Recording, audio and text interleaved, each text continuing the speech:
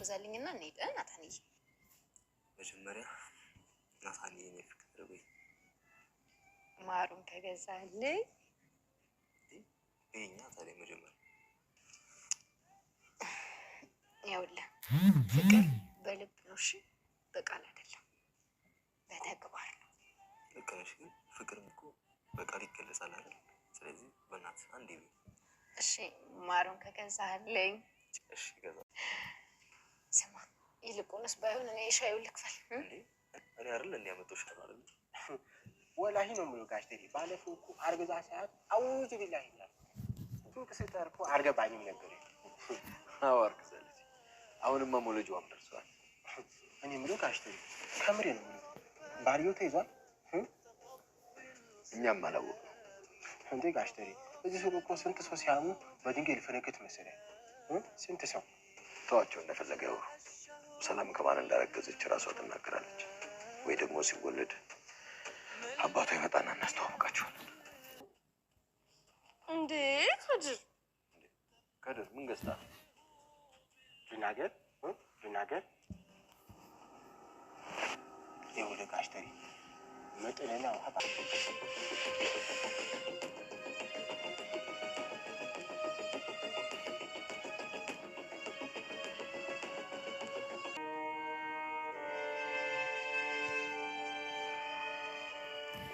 ዳጣ ይህን ወረቀት ለብቻቸው ንሻን ቢሉ ከዳጣ ውጭ ማንም ቢሆን ይህን ወረቀት ቢያገኝ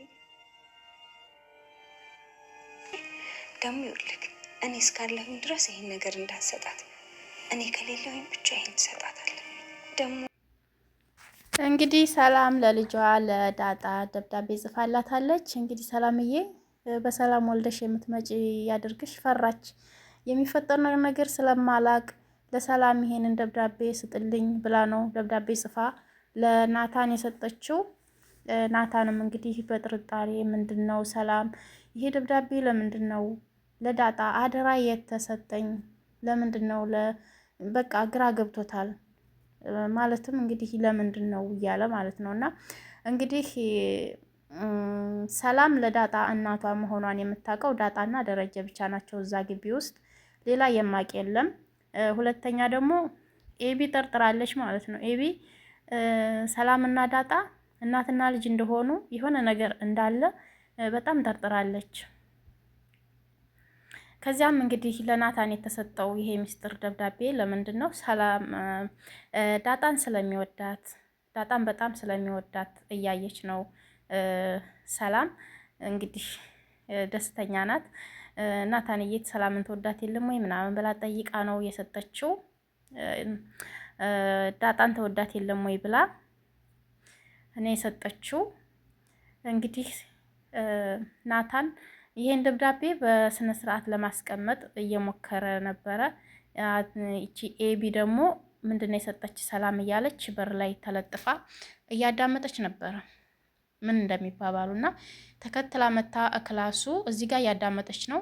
ተከትላ መታ ክላሱ ገብታ ምንድነው የሰጠች ሰላም ምንድነው ለምንድነው የምትደብቀኝ ምናምን ብላ እየጠየቀችው። ከዚያ እሱ ከክላሱን ዘግቶ ሲወጣ ከፍታ ገብታ እየፈተሸች ነው ያንን ደብዳቤ ለማግኘት ማለት ነው።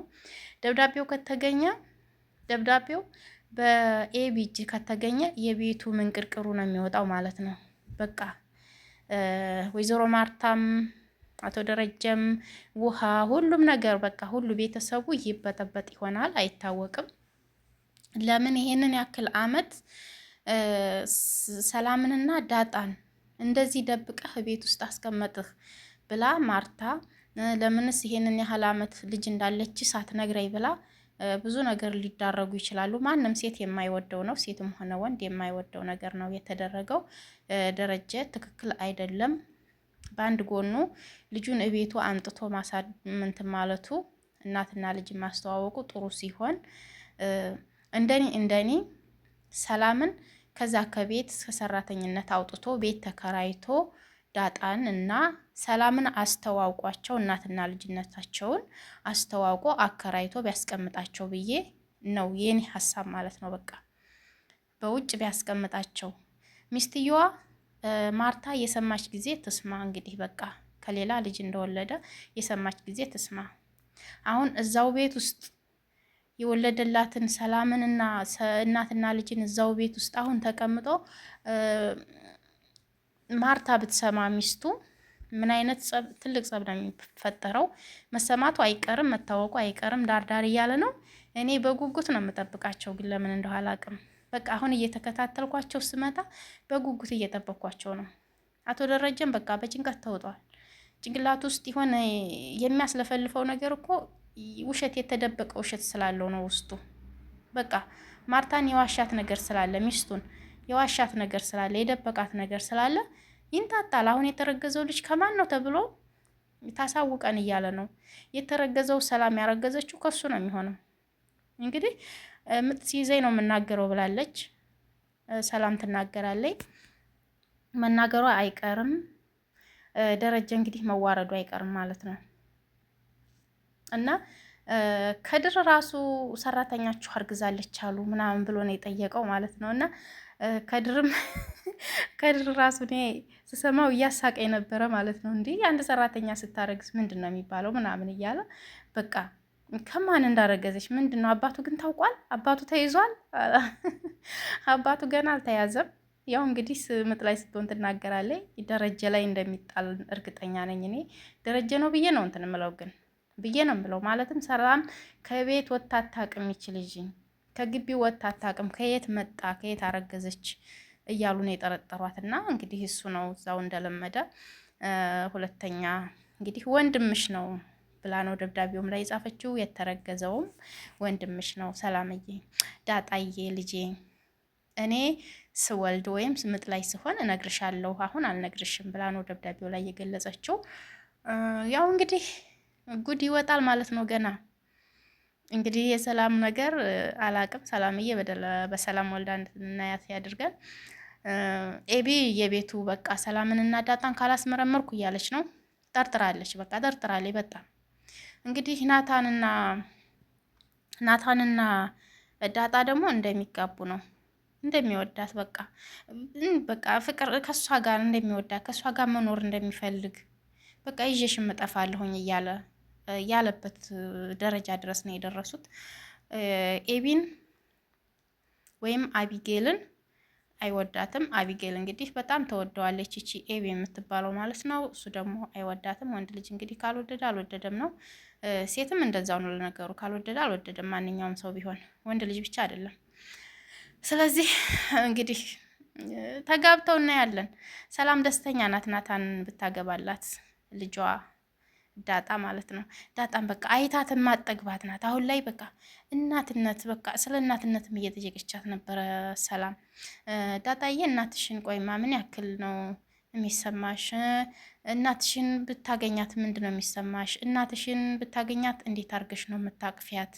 እስኪ እኔን እቀፊኝና አሳይኝ ያለችበት መንገድ የእናትነት ስሜቱ ውስጧ ስላለ ትቀፈኝ እስኪ በሰበቡ እንደዚህ ብያት እስኪ ትቀፈኝ የሚል ሀሳብ ነው። በቃ እንደዚህ ብያት ትቀፈኝና እንዲሁ በቃ ይውጣልኝ የሚለው ነገር ነው። በቃ አቀፈቻት፣ ተላቀሱ። በቃ ዳጣም እንግዲህ የእናት ስስት ስላለባት ልክ ሰላምን ስለምትወዳት አቀፈቻት፣ ተላቀሱ፣ ብዙ ነገሮች ያደረጉ ማለት ነው። እኔ ግን በዛን አጋጣሚ ትነግራታለች ብዬ ነበረ። እኔ እኮ እናትሽ ነኝ ብላ ትናገራለች ሰላም ብዬ ፈርቼ ነበረ፣ ግን አልተናገረችም። ሰላም ጎበዝ ናት ከምር። ይሄንን ያክል አመት እነሱ ቤት ሀያ አመት ምናምን እነዛ ቤት ናት እንግዲህ የአቶ ደረጀ ቤት ሰራተኛ ሆና እየኖረች ነው። ከደረጀ እንደወለደች ለማርታ ሳትናገር መቆየቷ ራሱ በጣም ጥንቁቅና በጣም ኃይለኛ ሴት ናት። በጣም ጎበዝ ሴት ናት። ማለትም ይቺ ማርታ ሰላምን በጣም ተወዳታለች፣ ታከብራታለች። ስለዚህ እንደዚህ እየወደደችኝ እያከበረችኝ ይህንን የሞቀና እያማረ ትዳሯን እንደዚህ የምትወደውን ትዳሯን አልበጠብጥም የሚል ሀሳብ ነው በቃ በሰላም ውስጥ ያለው። እኔ እኮ ከደረጀ እኮ ልጄ እንደዚህ አድርጎኛል ብላ ግን አንድ ቀን መርቀን ያለች ቀን ትናገር ነበረ፣ ግን አልተናገረችም። ያንን ነገር ሚስጥር አላወጣችም። ጎበዝ ናት። እኔ አደንቃታለሁ። ሁላችንም እንደዚህ ብንሆን ሚስጥር ብንደብቅ ብዬ ነው የምለው። እንግዲህ ሚስጥር ደባቂ አድርገን ለማንኛውም እና አቢጌል እንግዲህ ቤቱ ካልተበጠበጠ እያለች ነው። አቢጌል እንግዲህ ሁኔታ ካልወጣልኝ እያለች ነው። በቃ ለምንድን ነው ደባል የመጣብኝ እዚህ ቤት ውስጥ? ለምን ኤቢ መጣች እዚህ ቤት? ማናት እሺ ዳጣ ለምንድን ነው በምን